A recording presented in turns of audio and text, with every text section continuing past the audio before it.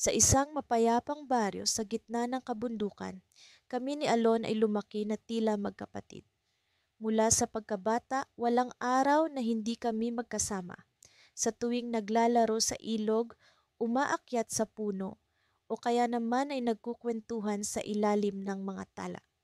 Ngunit sa kabila ng kasiyahan, mayroong isang bagay na parating bumabagabag sa amin, ang kwento ng bituin ng panaginip. Sinasabing ang bituin ng panaginip ay may kakayahang tuparin ang pinakamalalim na hangarin ng sinumang makakita nito. Maraming nagsasabi na ito ay matatagpuan sa dulo ng kagubatan, sa isang lugar kung saan ang gabi ay hindi kailanman nagwawakas. Isang araw, habang kami ay nakaupo sa tabi ng ilog, nagtanong si Alon, paano kaya kung hanapin natin ang bituin? Ano kayang mangyayari? Nakaramdam ako ng kuryosidad, ngunit kasabay nito ay ang takot. Paano kung hindi natin ito mahanap? Paano kung may panganib na naghihintay? Tanong ko sa kanya. Ngunit ang mga mata ni Alon ay puno ng determinasyon. Kahit ano pa man ang mangyari, magkasama tayo. Hindi ba't iyon ang mahalaga?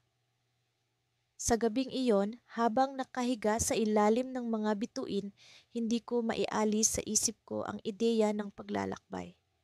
Sa wakas, napagpasyahan namin na simulan ng aming pakikipagsapalaran kinabukasan. Nagising kami ng maaga, puno ng pag-asa at matinding damdamin para sa misteryosong bituin. Sa aming paglisan sa baryo, naramdaman ko ang malamig na hangin na tila yumayakap sa amin.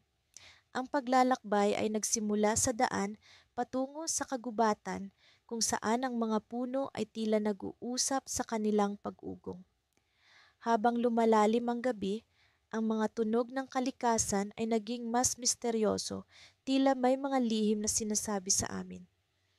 Sa gitna ng kagubatan, nakatagpo kami ng isang matandang babae na nakaupo sa tabi ng isang puno. Ang kanyang buhok ay puti na tila pilak, at ang kanyang mga mata ay kumikislap sa ilalim ng liwanag ng buwan. Ano ang hinahanap ninyo, mga binata? Tanong niya sa amin.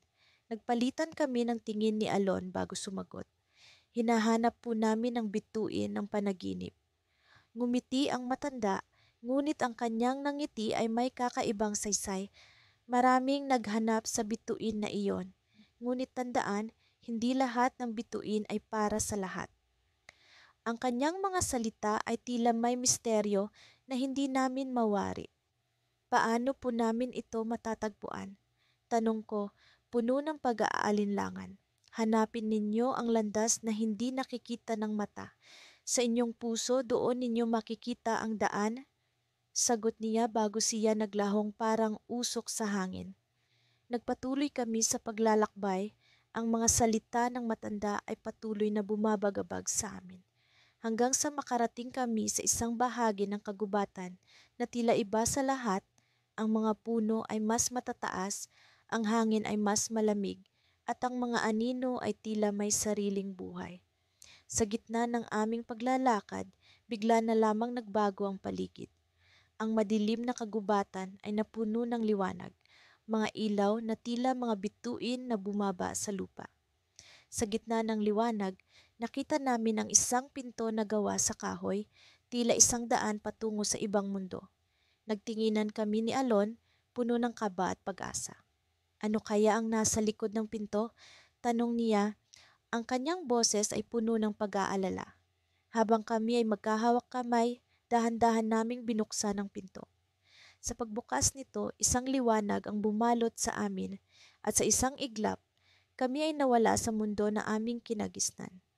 Sa kabila ng mga alon ng damdamin, ang pagkakaibigan namin ni Lira ay nananatiling matibay.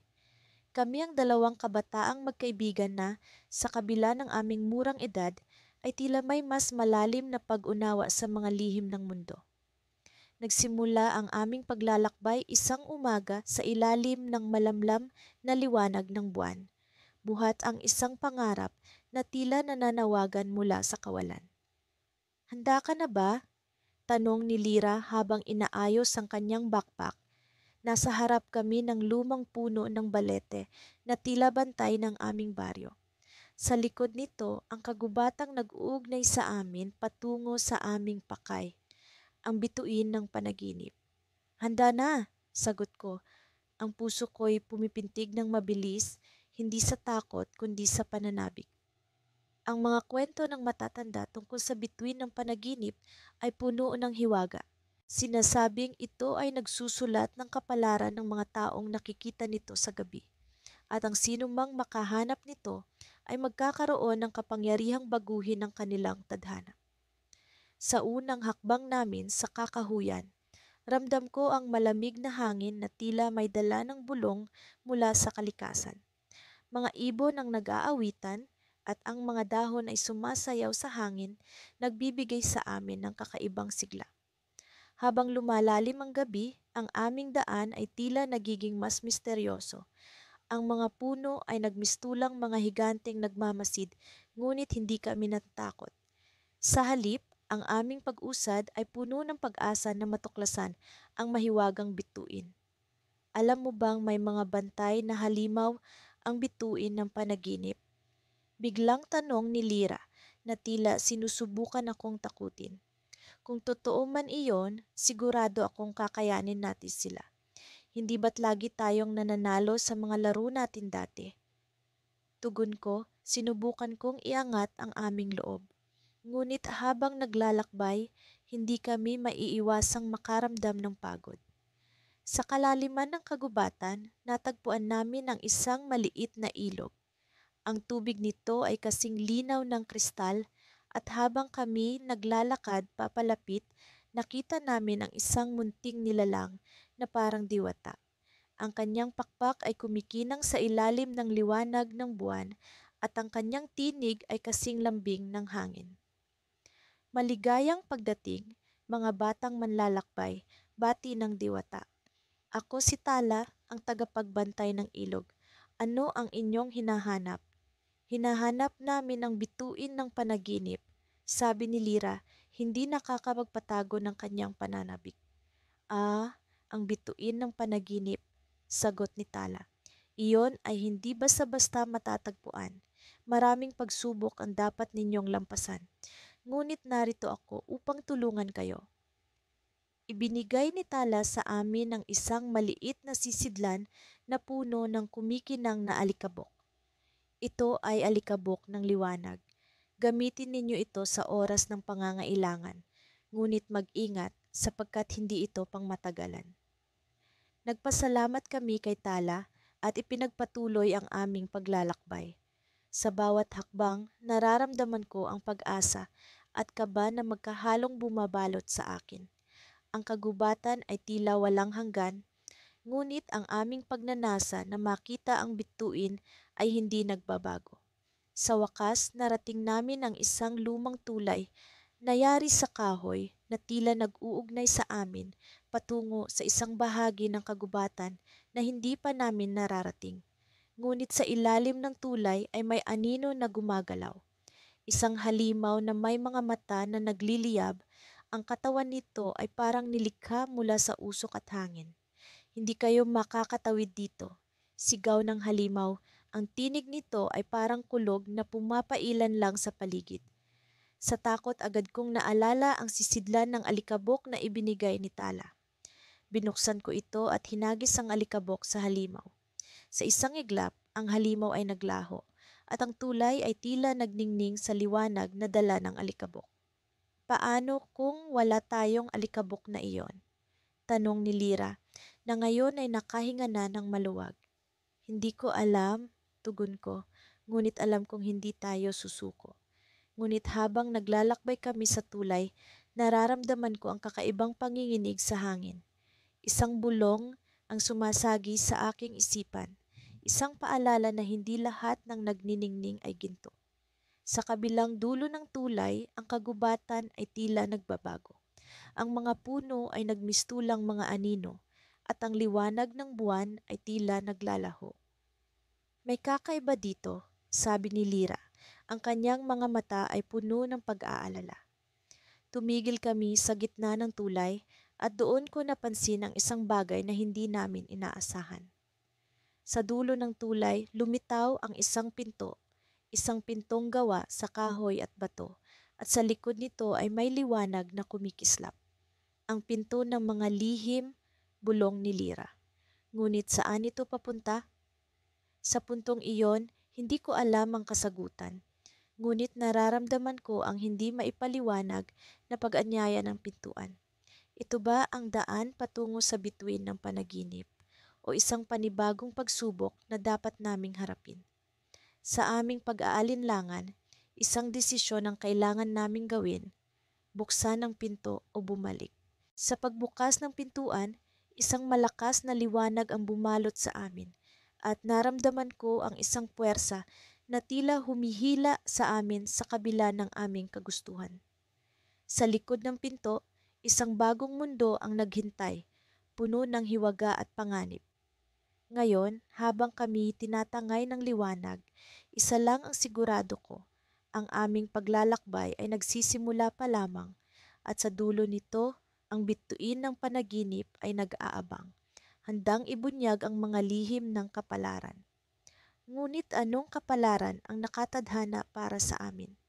Iyon ang tanong na patuloy na bumabalot sa aking isipan habang kami humaharap sa bagong landas ng aming paglalakbay. Mula sa nakalipas na mga araw ng aming paglalakbay, natutunan ko ang halaga ng pagkakaroon ng kaibigan sa tabi mo. Sa kabila ng mga pagsubok at panganib na aming hinarap, palaging nariyan si Adela, nakangiti at handang umalalay sa akin. Siya ang aking ilaw sa madilim na landas na aming tinatahak, isang ilaw na umaasa akong magdadala sa amin sa bituin ng panaginip. Isang umaga, matapos ang isang magdamag ng paglalakbay sa ilalim ng mga bituin, naabot namin ang simula ng daang walang landas. Sinasabi ng mga alamat na ang daang ito ay puno ng ilusyon, kung saan ang tamang landas ay palaging nagbabago depende sa hangarin ng iyong puso. Sa bawat hakbang, nararamdaman ko ang pagdududa na bumabalot sa akin, isang pakiramdam na tila may mali sa paligid. Handa ka na ba, amihan? Tanong ni Adela. Hawak ang kanyang mahiwagang kompas na palaging tumuturo sa hilaga. Isang bagay na tila walang silbi sa isang lugar na walang direksyon. Handa na, sagot ko, kahit na ang puso ko'y kumakabog sa kaba. Alam kong walang puwang para sa pag-aalinlangan sa ganitong uri ng paglalakbay. Kailangan naming magtiwala sa isa't isa at sa aming mga kakayahan. Nagpatuloy kami sa daan, bawat hakbang ay puno ng pag-iingat. Ang paligid ay tila nagbabago sa bawat pagtingin namin. Ang mga puno ay lumalabas at nawawala. Ang mga bato ay nagiging buhangin at ang hangin ay tila may sariling isip. Minsan, naririnig ko ang mga boses, bulong ng hangin na tila mga alingawngaw ng nakaraan. Sa isang iglap, naramdaman ko ang malamig na hangin sa likod ng aking leeg, isang senyales na may kakaibang nangyayari. Amihan, tingnan mo! Sigaw ni Adela. Itinuro ang isang liwanag na lumilitaw sa gitna ng ulap ng ilusyon. Isang kristal na tila kumikinang na may sariling liwanag na bumubuo ng hugis ng bituin. Ang bituin ng panaginip, bulalas ko, ngunit ang kasiyahan ay mabilis na napalitan ng pag-aalala. Nang makita kong ang liwanag ay nagsisimulang maglaho. Bilisan natin! Hinila ako ni Adela habang kami tumatakbo papunta sa liwanag. Subalit sa bawat hakbang namin, ang lupa ay tila nagiging alon, isang ilusyong naglalayong guluhin ang aming determinasyon. Sa isang iglap, naramdaman ko ang lupa na nahulog sa ilalim ng aking paa at ang paligid ay nagbago. Ako'y nagising sa isang lugar na puno ng mga puno ng kawayan. Ang hangin ay puno ng bulong ng kawayan na sumasayaw sa hangin. Si Adela ay wala sa tabi ko at ang takot na mawala sa kanya ay agad na pumasok sa aking isipan. Ngunit alam kong kailangan kong manatiling kalmado. Ito ang daang walang landas, isang lugar na puno ng mga pagsubok. Adela, sigaw ko, ngunit walang sumagot. Sa halip, narinig ko ang isang awit ng mga ibon na tila nang aakit sa akin papunta sa isang direksyon. Nagdesisyon akong sundan ito, umaasa na ito ang tamang landas pabalik sa aking kaibigan. Habang naglalakad, nakita ko ang mga anino ng nakaraan, mga alaala ng aking pamilya, ng mga pangarap na dati kong tinatahi sa mga bituin. Nakakapagtaka kung paano ang lugar na ito ay tila naglalaro sa aking isipan, isang pagsubok sa aking determinasyon na hanapin ang bituin ng panaginip.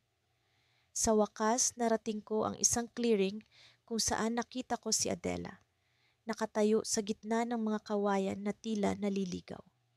Ang kanyang kompas ay umiikot ng mabilis, wala sa kontrol. Adela! Sigaw ko at siya'y agad na nagpunta sa akin. Ang kanyang mukha'y puno ng relief.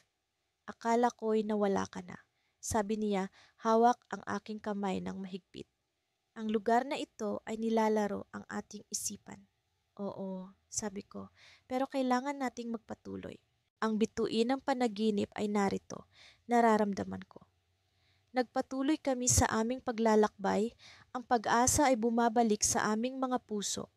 Ngunit sa isang iglap, ang paligid ay nagbago muli.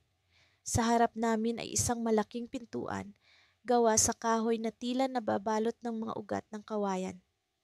Buksan natin ito, sabi ni Adela.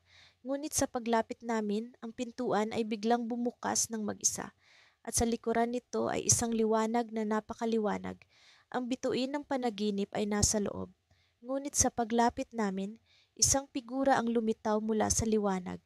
Isang matandang babae na may mga mata na tila puno ng lihim. Sino kayo? At bakit ninyo hinahanap ang bituin ng panaginip? Tanong niya, ang kanyang boses ay tila isang alingawngaw ng kawayan na bumabalot sa hangin.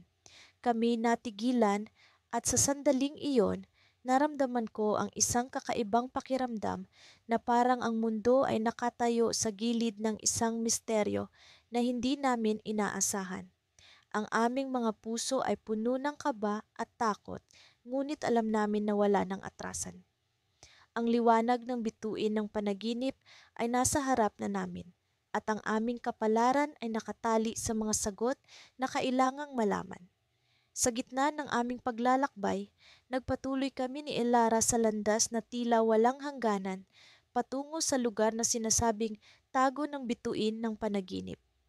Ang hangin ay may kakaibang halimuyak, parang pinaghalong mga bulaklak at usok ng insenso. Sa bawat hakbang, ramdam ko ang pag-aalinlangan. Subalit sa kabila ng takot, naroon ang pag-asang dala ng aming pagkakaibigan. Dalawang kabataang magkaibigan, hinamon ng kapalaran sa isang kwentong hindi pa namin lubos na nauunawaan.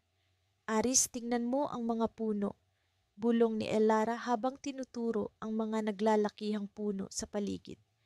Ang kanilang mga dahon ay kumikinang sa liwanag ng buwan, waring sinasayaw ang bawat kislap sa aming mga mata. May nararamdaman akong kakaiba, sagot ko. Parang may nagmamasid sa atin. Nagpatuloy kami, pinipilit na huwag pansinin ng malamig na simoy na para bang binubulong ang mga lihim ng kagubatan. Sa bawat hakbang, parang naglalakad kami sa pagitan ng dalawang mundo, ang mundo ng katotohanan at ang mundo ng mga panaginip. Biglang may narinig kaming kaluskos sa likod ng isang makapal na palumpong. Mabilis kaming napatingin sa isa't isa, parehong nagtatanong kung ano ang dapat gawin. Ngunit bago pa kami makapagpasya, lumitaw mula sa palumpong ang isang maliit na nilalang. May anyo ng isang matandang duwende. Mga bisita mula sa ibang mundo, sabi ng duwende habang naglalakad palapit sa amin. Ano ang nagdala sa inyo sa mahiwagang kagubatan ng Zilara?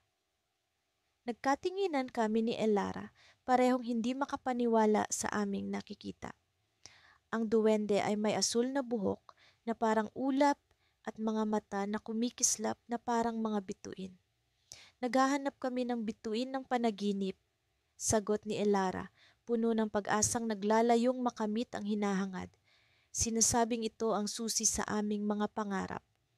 Ngumiti ang duwende at sa kanyang nangiti ay nakita ko ang karunungan na nagmula sa ilang siglo ng paglalakbay sa mundo ng mahika.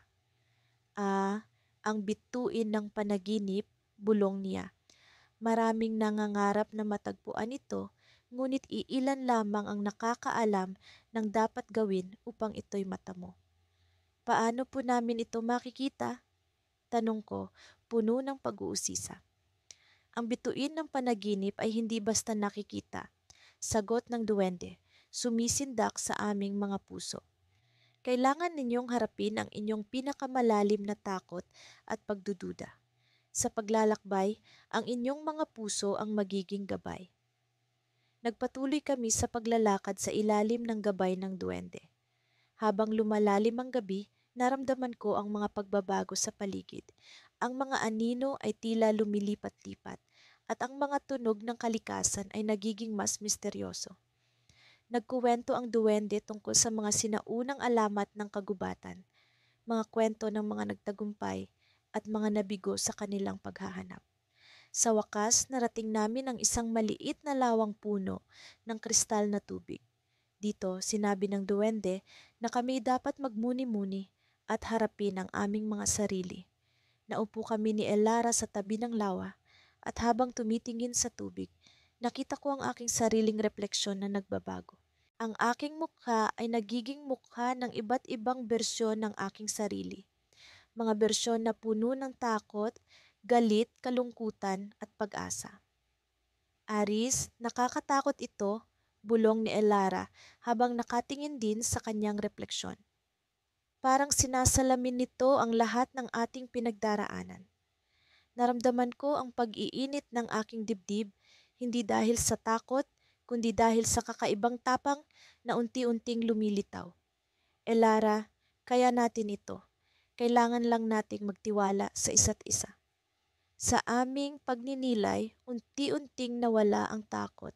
Ang tubig ng lawa ay nagliwanag at sa gitna nito lumitaw ang isang kislap, isang maliit na bituin na puno ng liwanag. Ang bituin ng panaginip, sigaw ni Elara, puno ng tuwa at hindi makapaniwala. Ngunit bago pa namin ito maabot, biglang nagbago ang paligid. Ang tubig ng lawa ay umapaw at ang mga puno ay tila yumuko sa hangin. Sa gitna ng kaguluhan, naramdaman namin ang isang kakaibang puwersa na humihila sa amin. Waring nagbababala sa isang panganib na hindi namin lubos na nauunawaan. Hindi pa ito ang katapusan ng inyong paglalakbay, sabi ng duwende, ang kanyang tinig ay naglaho sa hangin. Ang bituin ay bahagi lamang ng mas malaking kwento. Ang tunay na pagsubok ay magsisimula pa lamang. Sa gitna ng kaguluhan, naramdaman ko ang kamay ni Elara na mahigpit na nakakapit sa akin. Sa kabila ng lahat, naroon ang aming determinasyon, ang hindi matitinag na pagnanais na makamit ang aming pangarap. Ngunit sa likod ng liwanag ng bituin ng panaginip, nararamdaman ko ang isang anino ng kwento na hindi pa namin natutuklasan. Isang kwento na puno ng misteryo at panganib. Ang aming paglalakbay ay hindi pa tapos. Sa kabila ng liwanag ng bituin, naramdaman ko ang malamig na simoy ng hangin na bumubulong ng mga lihim ng kagubatan. Mga lihim na handang ipahayag sa tamang panahon. Sa kabila ng aming pagod, mula sa mahabang paglalakbay, nagpatuloy kami ni Alon sa aming pakikipagsapalaran patungo sa bituin ng panaginip. Ang mga bituin ay kumikinang ng maliwanag sa kalangitan, tila ba mga gabay na ilaw sa aming landas. Ngunit sa likod ng kanilang kagandahan, may isang misteryong nag-aanyaya sa amin na tuklasin. Ang kagubatan ay naging palaisipan sa amin. Ang mga puno ay tila buhay, ang kanilang mga ugat ay gumagalaw sa lupa na parang may sariling isip. Sa pagpasok namin, naramdaman ko ang kakaibang enerhiya na bumabalot sa paligid at hindi ko maiwasang mapaisip kung ano ang naghihintay sa amin sa loob ng lugar na ito. Alon, nararamdaman mo ba ito? Tanong ko habang patuloy kaming naglalakad sa makipot na daan. Parang may nagmamasid sa atin. Tumango si Alon, ang kanyang mga mata ay nagmamasid sa paligid, tila sinisiguradong wala kaming magiging panganib.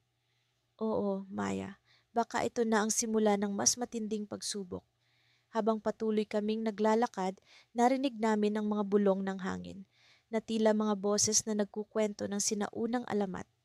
Ang mga kwento ng mga naunang naglakbay sa kagubatan na ito ay lumulutang sa hangin. Nagbibigay babala sa mga panganib na maaaring maghintay sa amin. Sa gitna ng aming paglalakbay, narating namin ang isang maliit na daan na papunta sa isang lumang tulay. Ang tulay ay tila yari sa mga sinapupunan ng mga puno. Ang mga ugat nito ay nagkukumpul-kumpol na parang alon sa dagat. Ang amoy ng lumot at kahoy ay bumalot sa amin at ang malamig na hangin ay dumampi sa aming mga pisngi. Maya, tingnan mo ito, sabi ni Alon habang tinuturo ang isang simbolo na nakaukit sa kahoy ng tulay. Isang sinaunang marka na tila nagbibigay ng babala sa mga tumatawid. Mukhang hindi tayo basta-basta makakatawid. Anong ibig sabihin nito? Tanong ko habang maingat na inaalam ang mga nakaukit na simbolo. Ayon sa mga kwento, ito ay marka ng mga tagapagbantay ng kagubatan. Kapag hindi natin naipasa ang kanilang pagsubok, hindi tayo makakatawid. Napatingin kami sa paligid, naghahanap ng senyales o anumang palatandaan ng pagsubok na aming haharapin. Sa gitna ng katahimikan, narinig namin ang isang malalim na tinig na tila nagmumula sa pinakasentro ng kagubatan. Maligayang pagdating, mga batang maglalakbay, wika ng tinig puno ng misteryo at karunungan. Upang makatawid sa tulay, kailangan ninyong ipakita ang kadalisayan ng inyong mga puso. Nagtataka kami ni Alon kung paano namin maipapakita ang kadalisiyan ng aming puso. Sa aming pagkakaalam, kami ay nagsimula sa paglalakbay na ito na puno ng pag-asa at determinasyon. Ngunit paano namin ito maipapakita sa mga tagapagbantay? Habang iniisip namin ito, isang liwanag ang lumitaw sa harapan namin at sa gitna nito, isang figura ang unti-unting nabuo. Isang matandang lalaki na may mahaba at puting balbas. Ang kanyang mata ay puno ng kabutihan at karunungan. Ako si Arman, tagapagbantay ng tulay, sabi ng matanda. Upang makatawid, kailangan ninyong ihandog ang isang bagay na mahalaga sa inyo. Nag-isip kami ni Alon at sa aming mga puso ay alam namin ang sagot. Ang aming pagkakaibigan, sabi ni Alon, ang kanyang mga mata ay puno ng determinasyon. Ito ang pinakamatibay na bagay sa amin. Tumango si Arman at isang ngiti ang lumitaw sa kanyang mukha. Tama, ang tunay na pagkakaibigan ay hindi nasusukat sa material na bagay. Sa mga salitang iyon, unti-unting bumukas ang tulay, ang mga ugat ay naghiwalay, nagbibigay daan sa amin. Nagpatuloy kami sa aming paglakbay, ngunit isang katanungan ang bumabalot sa aking isip. Maya, hindi ba't parang napakadali ng pagsubok? Tanong ni Alon habang kami ay naglalakad sa tulay. Nag-isip ako at sa kabila ng aming tagumpay, may nadarama akong kakaiba.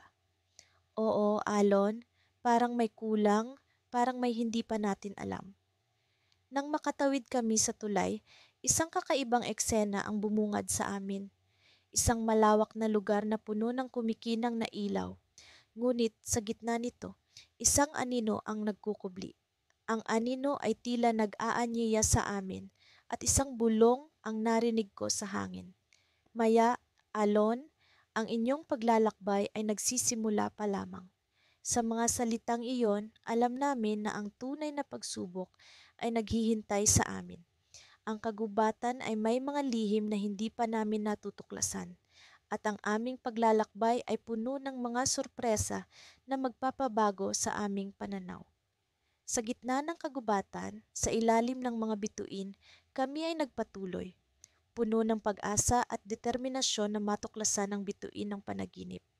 Ngunit sa likod ng aming mga hakbang, ang anino ay patuloy na sumusunod, isang misteryo na magbibigay ng bagong kulay sa aming pakikipagsapalaran. Sa wakas, matapos ang ilang araw na paglalakbay, Narating namin ni Lila ang masukal na gubat na tinatawag na gubat ng pag-aalinlangan. Isa itong lugar na sinasabing puno ng mahiwagang enerhiya, kung saan ang hangin ay tila may halong bulong ng mga sinaunang espiritu. Ang liwanag ng araw ay naglalaro sa gitna ng mga dahon, nag-iiwan ng mga anino sa lupa na mistulang mga sumasayaw na hugis. Alam mo, Taro, sabi ni Lila habang pinapahid ang pawis sa kanyang noo, may nararamdaman akong kakaiba sa gubat na ito. Para bang may mga matang nakamasid sa atin mula sa dilim. Napahalakhak ako, ngunit sa loob-loob ko, nararamdaman ko rin ang kanyang sinasabi. Bawat hakbang namin ay parang may kasamang pagdadalawang isip na para bang ang mismong hangin ay nag-aalinlangan kung dapat kaming tulungan o hadlangan. Alam mo ba kung paano natin mahahanap ang bituin ng panaginip dito? Tanong ko, pilit na binabaling ang usapan. Ang gubat ay tila walang direksyon. Isang labirint ng mga puno at halaman na pawang nakikipagsabuatan para itago ang kanilang mga lihim. May narinig akong kwento mula sa mga matatanda sa ating nayon. Tugon ni Lila habang maingat na umiiwas sa isang tinikang halaman. Sinasabi nila na sa gitna ng gubat na ito ay may isang sinag ng liwanag na patnubay na magdadala sa atin sa bituin ng panaginip. Ngunit kailangan nating buksan ang ating mga puso upang makita ito. Tumango ako, bagamat hindi ko lubos na nauunawaan ang ibig niyang sabihin. Sa aming mga pag-uusap noong mga nakaraang gabi sa paligid ng apoy, napag-usapan namin ang halaga ng paniniwala at pagtitiwala sa sarili. Ngunit sa lugar na ito, tila ang lahat ng aming mga pinanghahawakan ay nagiging alikabok na tinatangay ng hangin. Habang patuloy kaming naglalakad, naramdaman ko ang isang uri ng katahimikan na bumalot sa paligid. Isang katahimikang tila may sariling buhay. Ang mga ibon na kanina'y masiglang umaawit ay tumahimik. Ang mga dahon na kanina'y sumasayaw sa hangin ay tila huminto at nagmatyag. Taro, tingnan mo, bulalas ni Lila, itinuturo ang isang bahagi ng gubat. Sa kabila ng mga punong matatayog, isang sinag ng liwanag ang tila bumababa mula sa kalangitan, naglalaro sa hangin na para bang may sariling isip. Agad kaming nagmadali patungo sa sinag, ang aming mga hakbang ay naging mas mabilis at puno ng pag-asa. Bawat hakbang namin ay nagdadala ng panibagong tibok sa aming mga puso na tila ba ang bawat hakbang ay papalapit ng papalapit sa katuparan ng aming mga pangarap. Ngunit sa aming paglapit, unti-unting nagbago ang anyo ng sinag. Mula sa maliwanag na sinag ng liwanag, ito'y nagiging isang mapanglaw na anino, isang hugis na tila nag-aanyaya ngunit may halong panganib. Nararamdaman mo ba iyon? Bulong ko kay Lila, ang aking boses ay halos hindi marinig sa bigat ng katahimikan. Oo, Taro, sagot niya. Ang kanyang mga mata ay hindi na umaalis sa sinag na ngayon naging isang pintuan. Isang pintuang yari sa liwanag at anino na tila nag-aanyaya sa amin na pumasok. Dahan-dahan naming nilapitan ang pintuan. Ang aming mga hakbang ay puno ng pag-aalinlangan, ngunit puno rin ng pag-asa. Sa likod ng pintuan, alam namin na naroon ang sagot sa aming mga tanong, ang bituin ng panaginip na aming matagal nang hinahanap. Ngunit sa aming paglapit, isang kakaibang pangyayari ang biglang naganap. Ang pintuan ng liwanag ay nagbukas at mula sa loob ay lumitaw ang isang figura. Isang figura na hindi namin inaasahan. Isang figura na nagdala ng kilabot sa aming mga puso. Siya ay tila isang bahagi ng aming nakaraan. Isang taong matagal nang nawala, ngunit ngayon ay bumalik upang magdala ng mensahe. Ang kanyang mga mata ay puno ng kaalaman, ngunit ang kanyang anyo ay puno ng misteryo. Lila, Taro, bulong niya, ang kanyang boses ay puno ng awtoridad at pag-aalaga. Ang inyong paglalakbay ay hindi patapos. Ang bituin ng panaginip ay nasa inyong mga kamay na, ngunit hindi pa ninyo ito nakikita. Nagkatinginan kami ni Lila, puno ng pagkalito, ngunit puno rin ng pag-asa. Ano ang ibig sabihin ng figura? Ano ang susunod naming hakbang? Sa likod ng pintuan, ano ang naghihintay sa amin? At sa sandaling iyon, sa gitna ng gubat ng pag-aalinlangan, sa harap ng pintuang yari sa liwanag at anino, naramdaman ko ang isang kakaibang sigla, isang sigla na nagmumula sa loob, isang sigla na nagsasabing, ang aming paglalakbay ay nagsisimula pa lamang. Nagpatuloy kami ni Lira sa aming masalimuot na paglalakbay, hindi alintana ang pagod at hirap na dala ng makapal na gubat na aming tinatahak. Ang aming pakay ay ang mahiwagang bituin ng panaginip, isang kababalaghan na sinasabing may kakayahang tuparin ang pinakamimithi ng sino mang makakahanap nito. Sa kabila ng malamlam na liwanag ng buwan, ang mga puno ay tila mga aninong nagbabantay sa amin, habang ang malamig na simoy ng hangin ay nagdadala ng kakaibang kilabot sa balat. Habang umuusad kami sa landas na tila walang dulo, hindi mapigilan ni Lira ang kanyang pagkasabik. Alam mo, kahit gaano pa kahirap ito, hindi ko mapigilang isipin ang mga panaginip na maari nating matupad. Ang sabi niya habang naglalakad sa aking tabi. Ang kanyang mga mata ay puno ng pag-asa na para bang ang bituin ng panaginip ay nasa dulo lamang ng aming daanan. Oo, Lira, sagot ko, pilit na pinapalakas ang loob ko. Ngunit hindi natin dapat kalimutan na maraming nagsasabing ang bituin ay may sariling kalooban. Minsan, ang itinuturing nating panaginip ay hindi ang tunay na nais ng ating mga puso.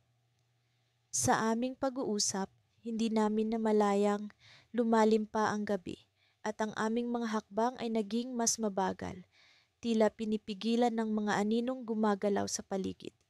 Hanggang sa marating namin ang isang bahagi ng gubat kung saan ang mga puno ay tila nagkukubli sa isang lihim. Ang lugar na ito ay kakaiba.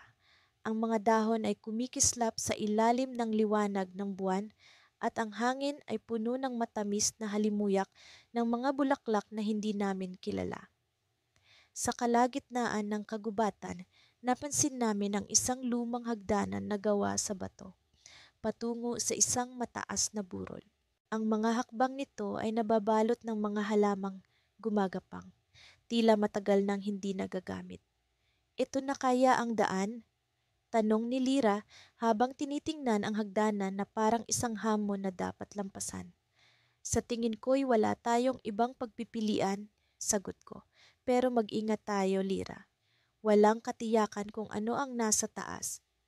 Habang paakyat kami, naramdaman ko ang kakaibang pagbigat ng hangin sa paligid. Ang bawat hakbang ay tila nagdadala ng mga alaala ng mga naunang manlalakbay na sumubok hanapin ang bituin ng panaginip.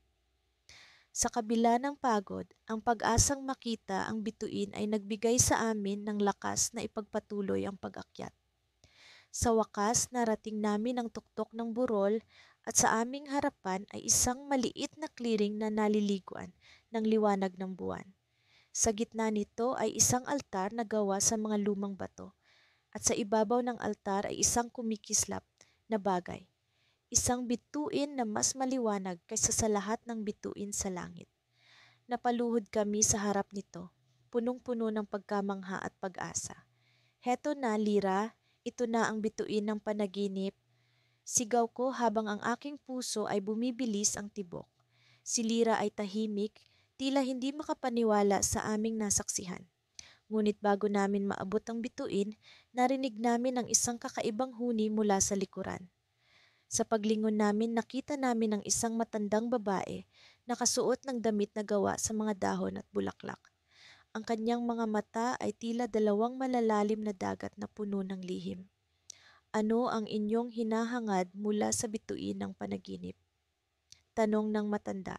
Ang kanyang boses ay parang hangin na dumadaloy sa pagitan ng mga puno. Saglit kaming nagkatinginan ni Lira bago siya sumagot.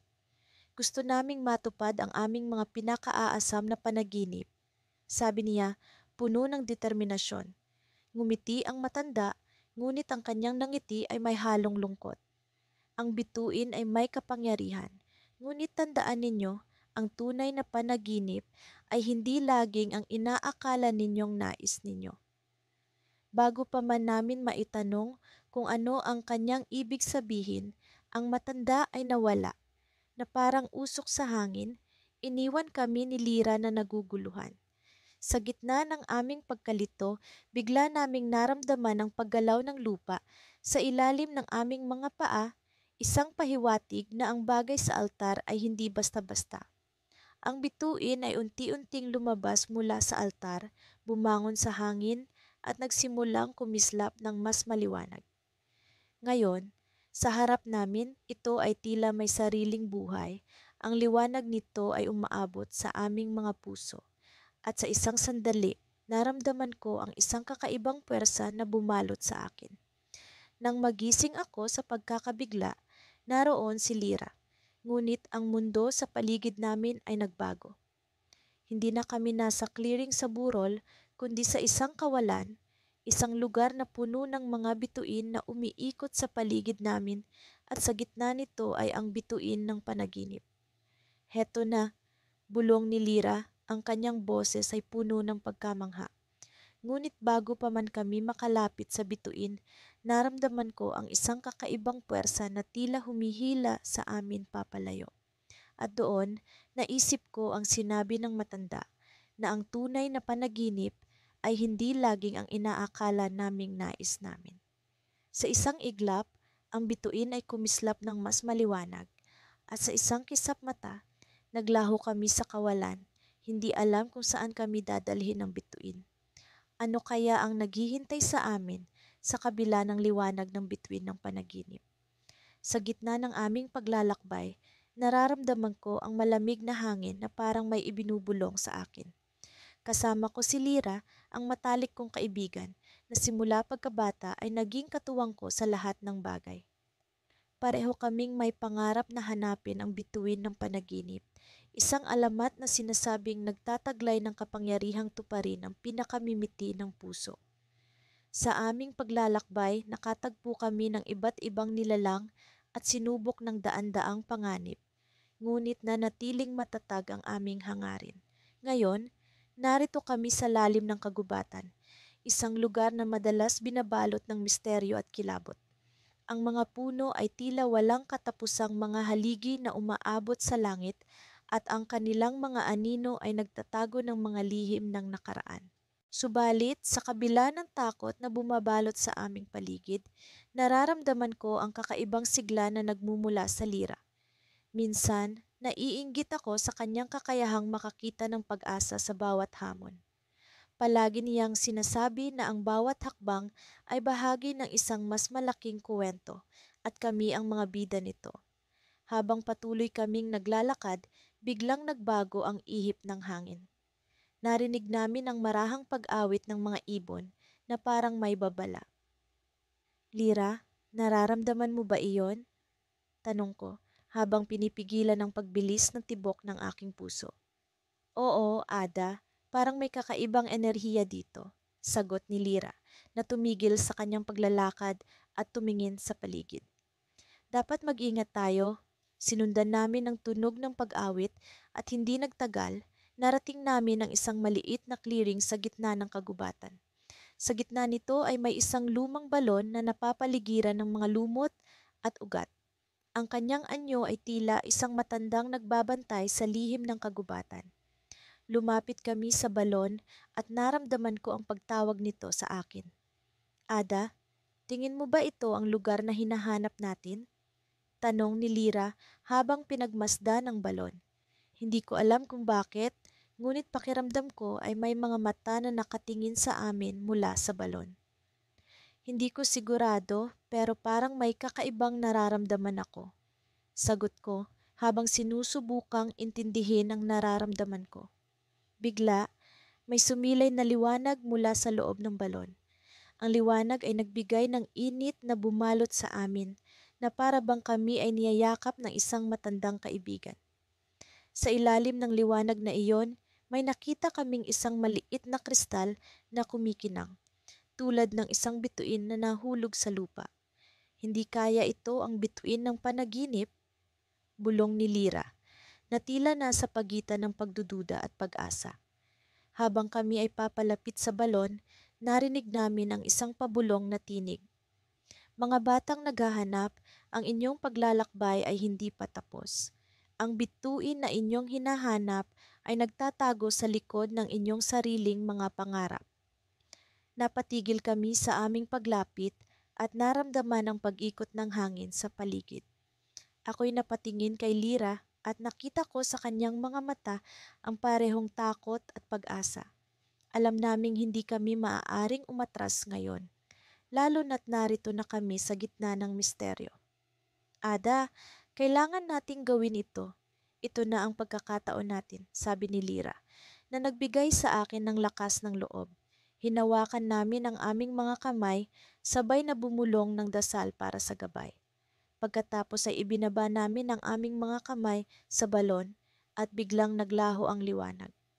Sa halip, isang makapangyarihang enerhiya ang bumalot sa amin, hila kami papasok sa isang panibagong mundo. Nang magising kami nasa isang lugar na hindi namin inaasahan. Isang paraiso ng mga kulay at liwanag kung saan ang mga bituin ay parang mga bulaklak na namumulaklak sa paligid. Ngunit sa gitna ng kagandahan, may isang nilalang na nagmamasid sa amin. Isang matandang babae na tila galing sa isang lumang alamat. Maligayang pagdating sa lupain ng panaginip, sabi ng matanda na may ngiti sa kanyang mukha.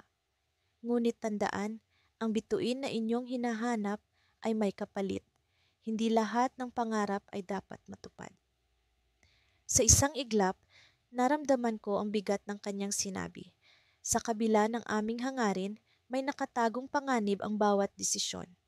Ngayon, sa kabila ng kagandahan ng lugar, kami ay nasa gitna ng isang masalimuot na pagpipilian kung saan ang bawat hakbang ay maaaring magdalay sa amin sa hindi inaasahang kapalaran.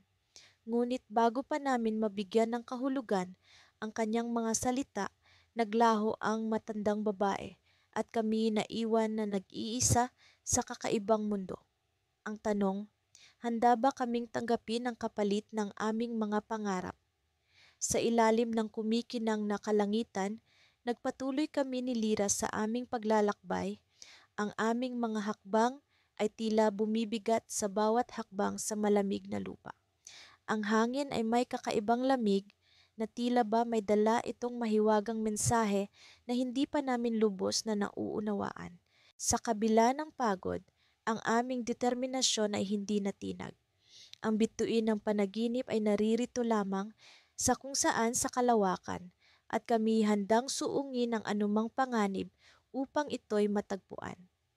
Ano kaya ang mangyayari kapag natagpuan natin ito?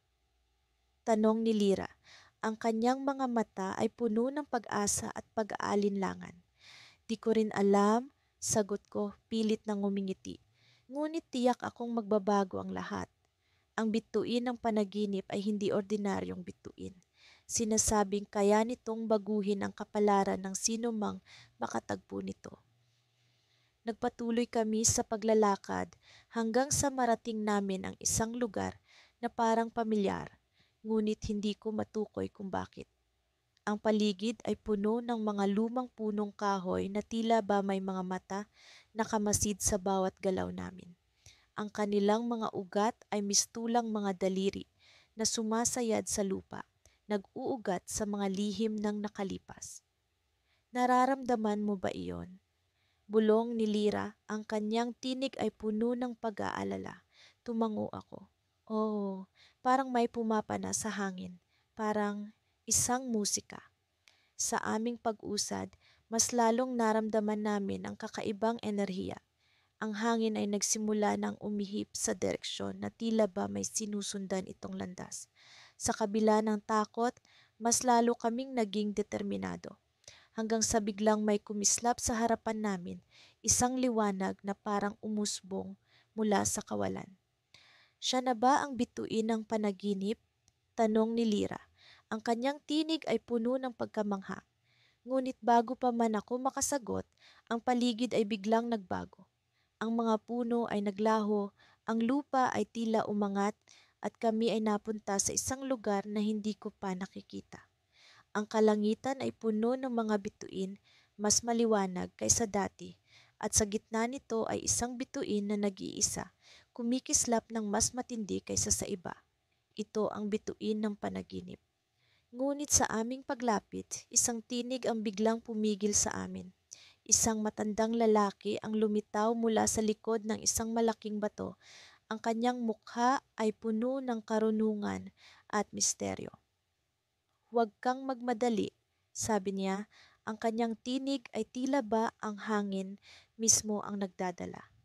Ang bituin ng panaginip ay hindi lamang isang mitiin na dapat makamit, ito ay may kapalit. "Ano ang ibig mong sabihin?" tanong ko. Ang aking puso ay biglang napuno ng kaba. "Hindi lahat ng ningning ay dapat pagnasaan," sagot ng matanda. "Ang bituin ay may lihim na kapangyarihan. Sinumang makatagpo nito ay kailangang isakripisyo ang isang bagay na mahalaga." Napatingin ako kay Lira. Ang kanyang mga mata ay puno ng pag-aalala, ngunit sa likod nito ay ang determinasyon na hindi namin magagapi. "Handa kaming gawin ang anumang kailangan," sabi ko. Ang aking tinig ay puno ng pag-asam. Ngunit bago pa man makapagpatuloy, isang kakaibang pangyayari ang naganap. Ang lupa ay biglang umuga at mula sa ilalim nito ay may lumitaw na isang nilalang na tila ba isang anino. Ang kanyang anyo ay hindi malinaw, ngunit ang kanyang presensya ay nakakatakot. "Sinumang humahabol sa bituin ng panaginip ay haharap sa akin," sabi ng nilalang. Ang kanyang tinig ay puno ng kasamaan. "Kayo ba'y handa na?" Ang aming mundo ay tila biglang bumagal. Ang bawat sandali ay parang 1,000 tanong. Ang mga bituin ay nagsimulang umikot. Ang kalangitan ay nagbago ng kulay at ang hangin ay nagdala ng bulong ng mga lihim ng nakalipas. Sa kabila ng takot, kami nagpatuloy. Ang aming mga puso ay puno ng pag-asa at pangarap. Ngunit sa likod ng lahat ng ito, ang tanong ay nanatiling nakabitin. Ano ang kapalit ng bituin ng panaginip? At sa sandaling iyon, isang desisyon ang kailangang gawin, isang desisyon na magpapabago sa lahat. Ngunit ano ang aming isasakripisyo para sa isang pangarap na tila ba hindi namin lubos na naiintindihan? Ang hangin ay nagdala ng sagot, ngunit ito'y hindi pa handang ipakita sa amin. Sa aming pagharap sa nilalang, ang aming kapalaran ay nakabitin sa isang manipis na sinulit, at kami handang suungin ang lahat para marating ang bituin. Ngunit sa dulo ng landas, isang tanong ang nananatili. Ano ang magiging kapalaran namin sa pag-asam sa bituin ng panaginip? Nang makita namin ang mga bituin sa kalangitan, alam kong malapit na kami sa wakas ng aming paglalakbay. Tila isang pangarap ang lahat ng ito, ang pakikipagsapalaran namin ni Lira sa ilalim ng mga bituin ng panaginip. Sa loob ng maraming araw, sinundan namin ang mahiwagang liwanag mula sa aming magsisimula hanggang sa kasalukuyan. Ang aming paglalakbay ay punong-puno ng mga pagsubok, ngunit hindi namin naisip na ito ay magwawakas sa isang tila walang hanggan na kadiliman. Sa simula, ang aming layunin ay tila malinaw. Hanapin ang bituin ng panaginip na sinasabing magdadala ng kapayapaan at kasaganaan sa aming bayan. Ngunit habang kami lumalapit sa kinang nito, nagkaroon ng kakaibang pakiramdam sa aking puso. Ang liwanag na dati nagbibigay sa amin ng pag-asa ay nagmistulang isang hamon na puno ng mga hindi inaasahang panganib. "Nariyan na," bulong ni Lira.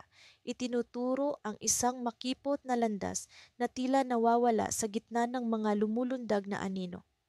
Ang landas na iyon ay patungo sa isang hukay na nagmimistulang walang hanggan.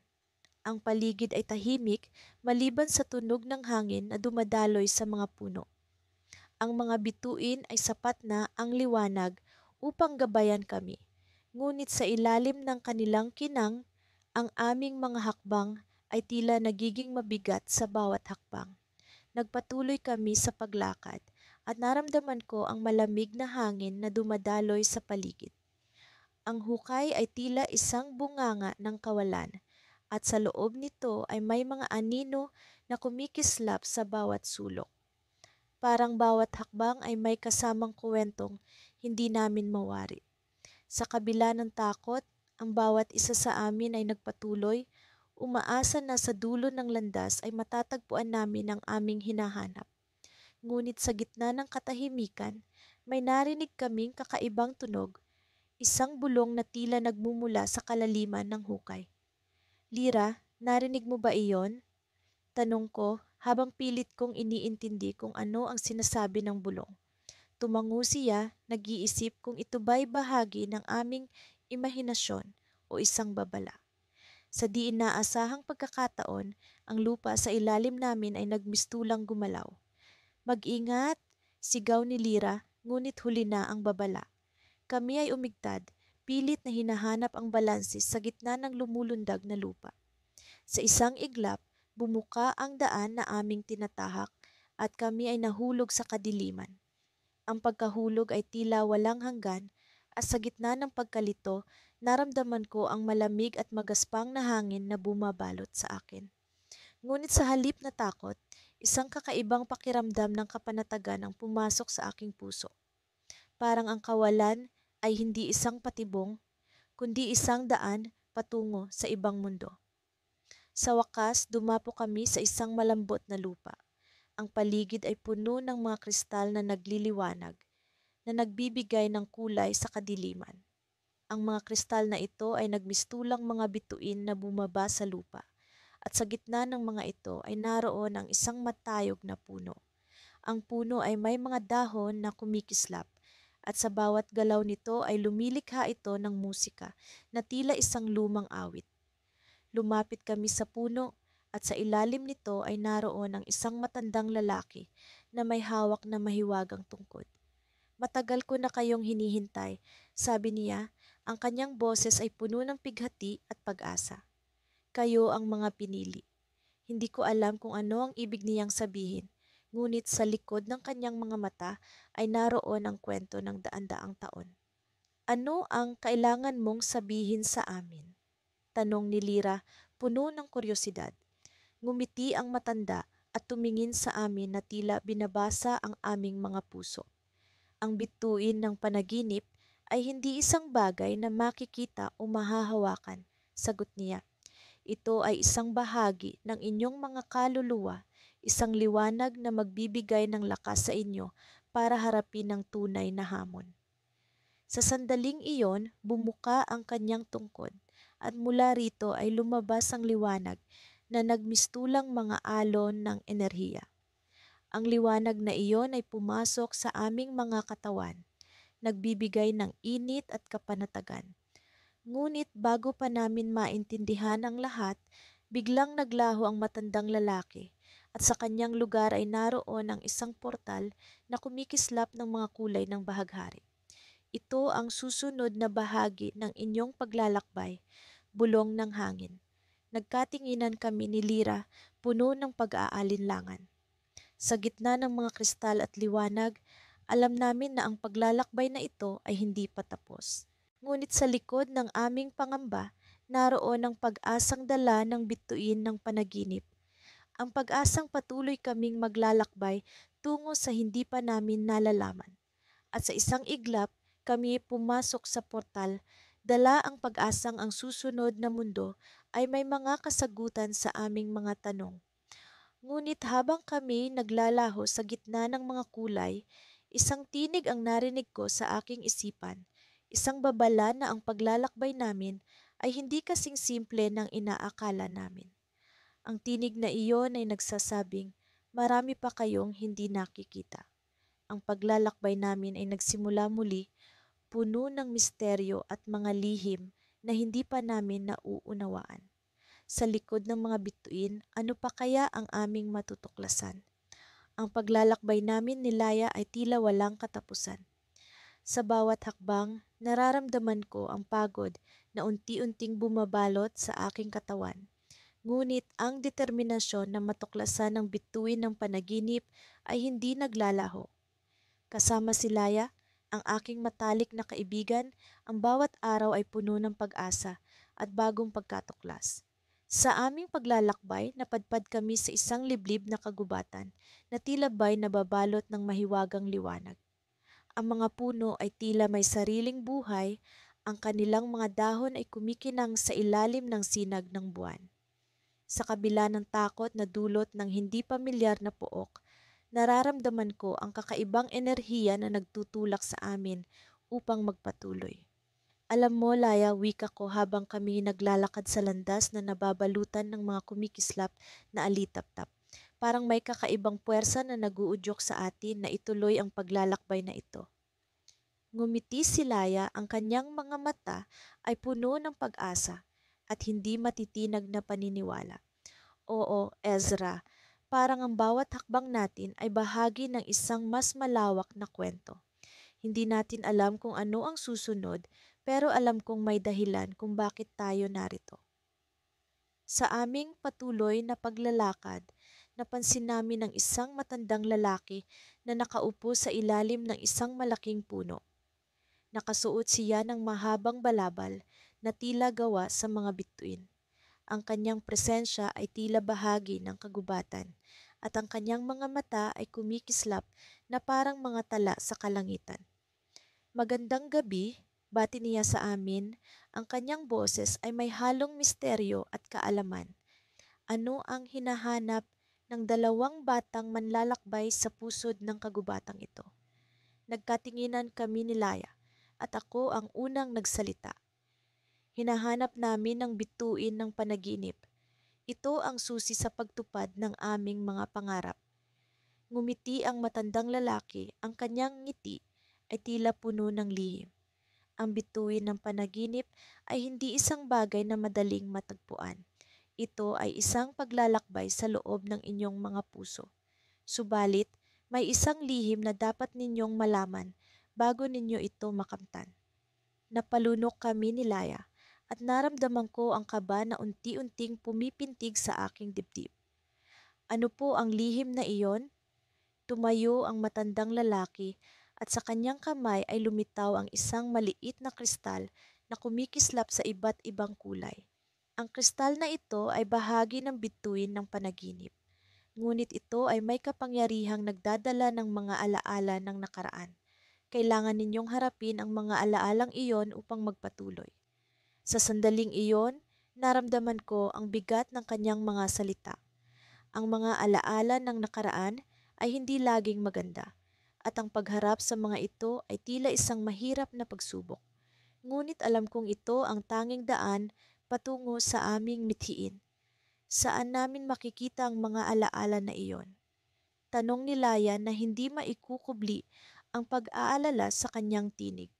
Ngumiti muli ang matandang lalaki at sa kanyang mga mata ay nakita ko ang isang uri ng pag-unawa. Sa pinakamalalim na bahagi ng inyong mga puso, ang inyong paglalakbay ay nagsisimula sa loob ng inyong sarili.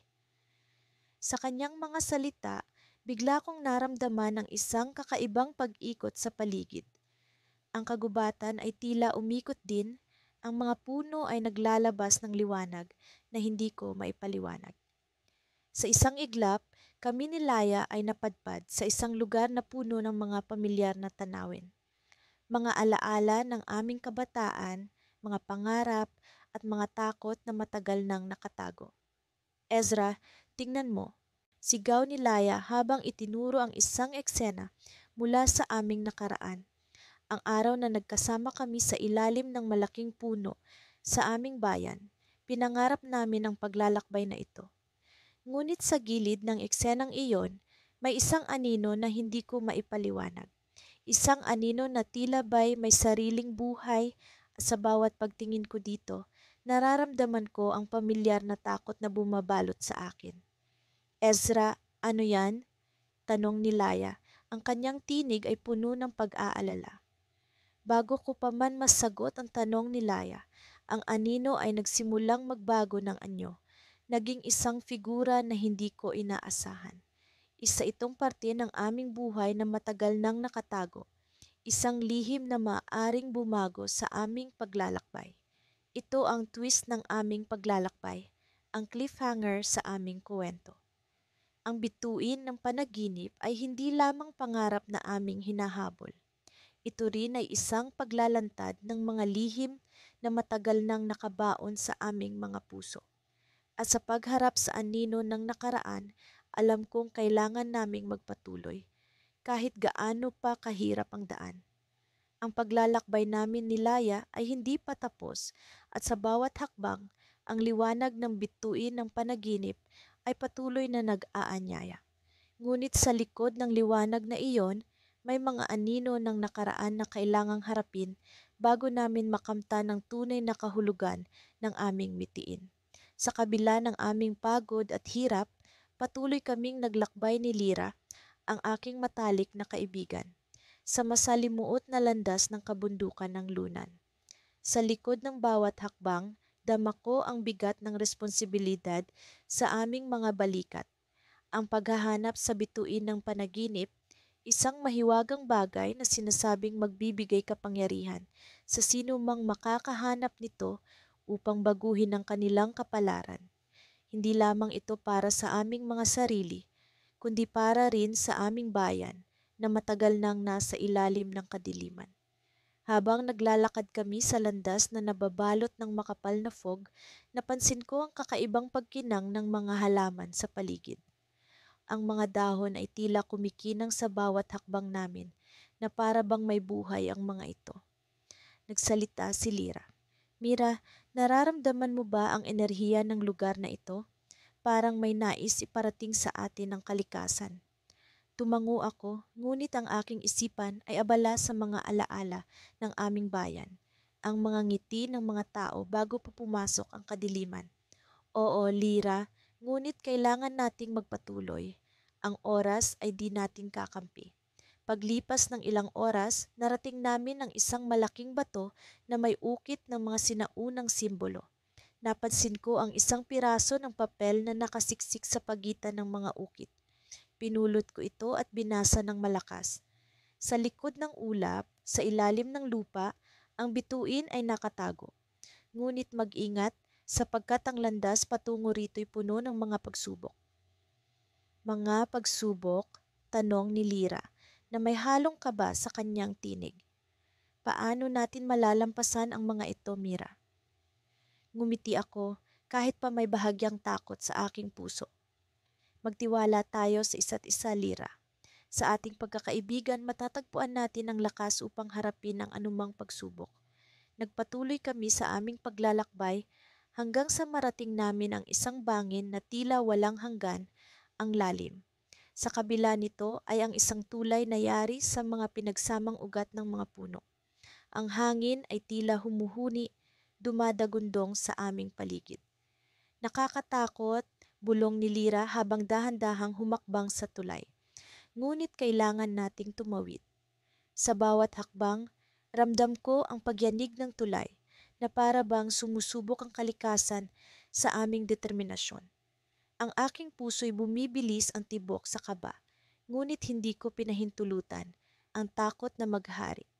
Sa halip, inalala ko ang mga ngiti ng aming mga kababayan na umaasa sa aming pagbabalik.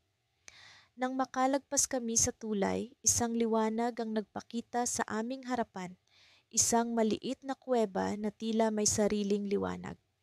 Ang mga pader nito ay kumikislap sa bawat hakbang namin at sa loob nito ay naramdaman ko ang presensya ng isang mahiwagang enerhiya. Nang pumasok kami ay nagulat kami sa aming nakita. Isang altar na may nakapatong na kristal na tila puno ng mga bituin. Naramdaman ko ang kirot ng kagalakan sa aking puso, ngunit ito'y biglang napalitan ng takot nang makita ko ang isang anino sa likod ng altar. Mira, sino? Hindi pa natatapos ni Lira ang kanyang tanong nang lumitaw ang isang matandang babae mula sa anino. Ang kanyang mukha ay puno ng mga marka ng panahon, ngunit ang kanyang mga mata ay kumikislap na parang mga bituin. Binabati ko kayo sa inyong paglalakbay, Mga batang mandirigma, wika niya, ang kanyang tinig ay tila musika sa aming pandinig. Ngunit bago ninyo makuha ang bituin ng panaginip, kailangan ninyong sagutin ang isang palaisipan. Kami ni Lira ay nagkatinginan. Alam namin na ito ang pagsubok na binabanggit sa papel. Ano ang iyong palaisipan, matandang babae? Tanong ko, puno ng determinasyon at pag-asa. Ngumiti siya at ang kanyang mga mata ay tila nag-aalab. Sa bawat bituin ay may kwento. Sa likod ng kwento ay may pananampalataya. Sa anong paraan mo makikita ang bituin kung ang iyong mga mata ay wala sa langit? Ang tanong ay tila bumalot sa amin ng misteryo at kami napaisip. Kasabay nito, nagsimulang manginig ang altar at ang kristal ay nagpakita ng mga imahe ng aming bayan, ang mga ngiti ng aming mga kababayan at ang kadilimang bumabalot sa kanila.